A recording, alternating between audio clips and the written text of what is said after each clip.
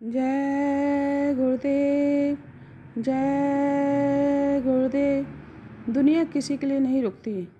एक राजा था जो अपनी प्रजा को बहुत प्यार करता था और अपने बाल बच्चों का भी बहुत ख्याल रखता था।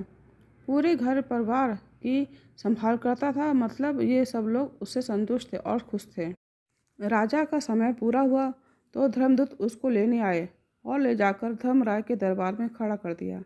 राजा ने धर्मराय से कहा कि आपने मुझे बुला तो लिया, मेरी प्रजा बहुत दुखी हो जाएगी। मेरे बाल बच्चे, घर परिवार वाले बहुत दुखी होंगे। उनकी देख रेख कौन करेगा? धर्मराज हंसे और बोले कि हे राजन, कौन किसके लिए दुखी होता है? दुनिया जो का त्यों चलती है, किसी के लिए नहीं रुकती। राजा ने कहा कि एक बार मैं अपनी प्रजा के और परिवार के बीच जाना चाहता हूँ। यह देखना चाहता हूँ कि वो मेरे लिए कितने दुखी हैं। धर्मराज ने कहा कि ठीक है, तुम जाओ। तुम सबकी बात सुन सकोगे और तुम्हें कोई नहीं देख पाएगा। सबकी बात सुनकर तुम वापस लौट आना। राजा पहले अपने नगर में गया। उसने देखा कि प्रजा जैसे पहले थी वैसे अब भी है। उसकी कोई विशेष चर्चा नहीं हो रही थी। एक जगह कुछ लोग बैठे आपस में बात कर रहे थे। वह वहां जाकर खड़ा हो गया और उनकी बात सुनने लगा। उनमें से एक ने कहा कि राजा मर गया, अब देखो कौन राजा बनता है। वैसे वो आदमी अच्छा था। दूसरा बोला कि जो राजा बनेगा वही अच्छा होगा। तीसरा बोला कि हम तो प्रजा ही रहेंगे, जो राजा बनेगा वो बनेगा। यह तो दुनिया है कि कितने राजे महाराजे चले गए, वह गया तो कौन सी नई बात हो गई। राजा ने यह बात सुनी तो उसको बहुत धक्का लगा और सोचने लगा कि मेरे जाने का गम इन लोगों को नहीं है। वह वहाँ से चला और अपने महल में पहुँचा।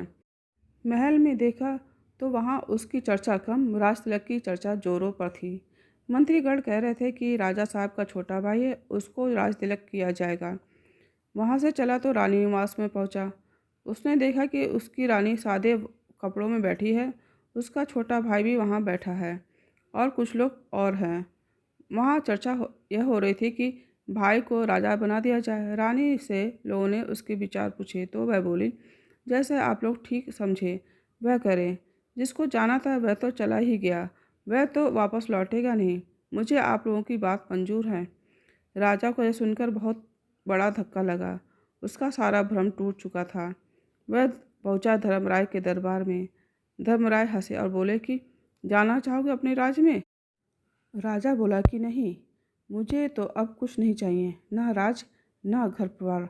मुझे अब ऐसी जगह भेज दीजिए जहाँ मैं एकदम अकेला रहूँ और भगवान का भजन करूँ। जय गुरुदेव, जय गुरुदेव।